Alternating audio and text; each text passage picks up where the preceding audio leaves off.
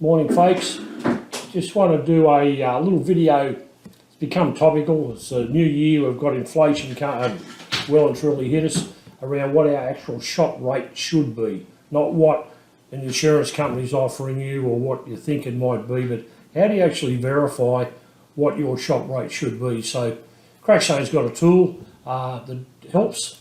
So we go into the tool section and we go to shop rate calculator. And what it'll do, it brings down basically a P&L for your expenses and then hours down the bottom. So what we do, if you want to, you can line item every single part there. But if you know, for example, that your turnover or your expenses, your costs per month might be, say, 50,000, excluding parts. So this is everything except your parts. Pull the parts out of your costs, and just say you're at 50k a month. So we can type in 50k, click in for the month. So that might be our actual operating costs. We've got to find out whether we do a job or not. And we might be after, I don't know, 5,000 a month profit. Call it 10,000. Call it 10,000. I'm feeling generous. So 10,000 a month profit. This is after. Your wages should be an expense and should be in the 50,000. So this is a bonus for turning up. Right, so you've got your costs at about that 60,000. Now you probably, if you're doing that, you've probably got 3 men doing that work. So the way that the system was intended was you'd put your 3 men in like that, and that would give you your operating cost, right? So depending on how many people you've got, how many hours you've got to sell. So in this case, we've got 2 tradies and we've said they're doing 32 hours a week. Now the reason that that number is there was predetermined by the MTAs and a lot of benchmarking, and what they said was, you do a 40-hour week, you're going to lose 10% of your time for holidays, long service, sickies, public holidays, bereavement leave, paternity leave, blah, blah, blah. There's about 10% of your hours, or 4 hours. You've also got about 4 hours of general idle time for smoko, toilet breaks, waiting for the boss, walking around the shop aimlessly looking for a 10mm socket. All those things cost about 4 hours. So as much as you might pay for 40 hours, you really only get 32 hours. So if we've got an apprentice in there as well, we'll just add one of them in, and we're in that 113 an hour. Every shop will be different. Load your own information in and get it. But here's the thing that's become more apparent as the years have gone by and to where we are now.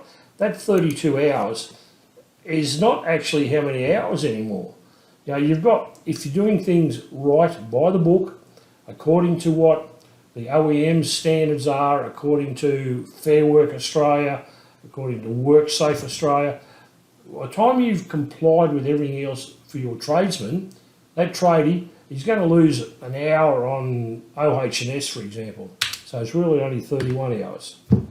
Then he's going to have potentially iCar training courses, allocate an hour for upgrading his skills per week, and 1 hour is pretty cheap. Brings him to 30 hours a week that he's got saleable.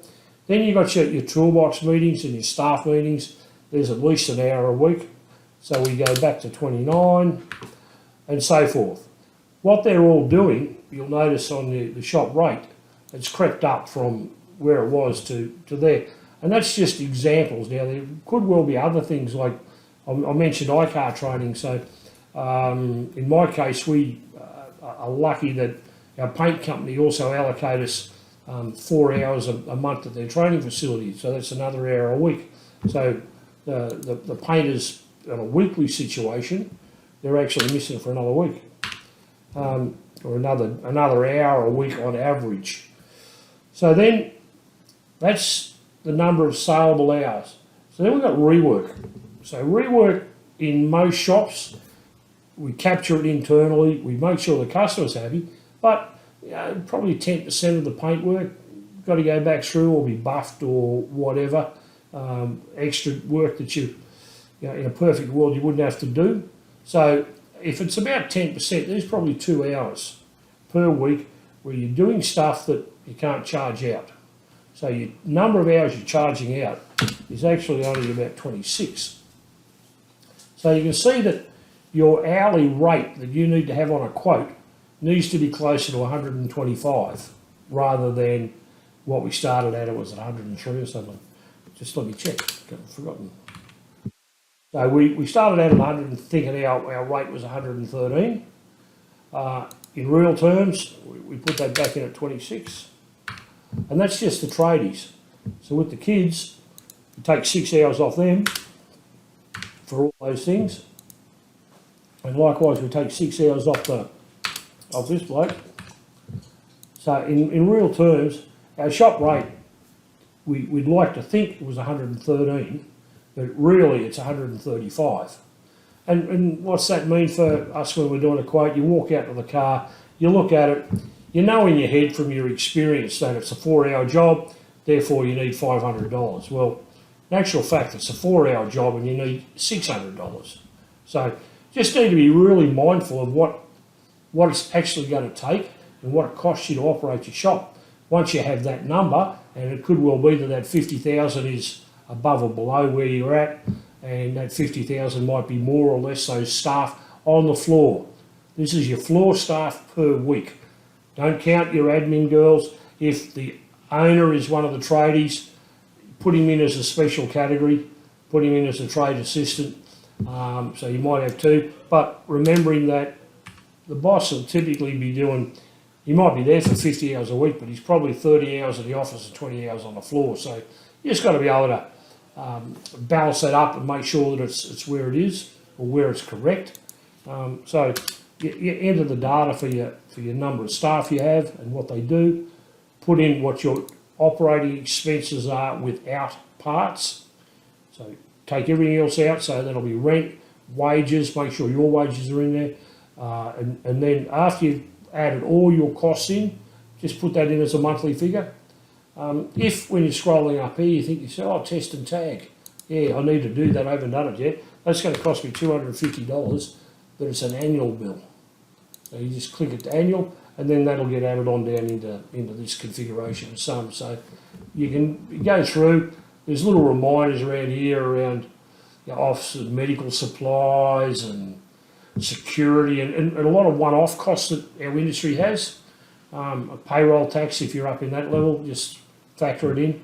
So you put in there, above it, it doesn't say just your profit. You want to know what, I've actually loaded them into the wrong one, so technically speaking, it should have been in that column for the month, and my profit at 10,000 a month, and then this one here, we'll just delete it for the purposes of this, for the purposes of this. So we've got our 50,000 operation costs. We want to make 10 grand a month. Some of us might want to make more, some might be happy at less. Put in your own numbers and see what that comes up to. But do yourself a bit of fun. In your head, before you do this, actually look at what you think it might be. Then load the info and see how you go. So anyway, just thought it was noteworthy, worth talking about. So let's hope that you get something out of it. And if in doubt, give me a yell. I think my name's or my number's up here somewhere. Yeah, there it is. There's my number. Don't be scared to ring. Happy to help. Thanks, folks.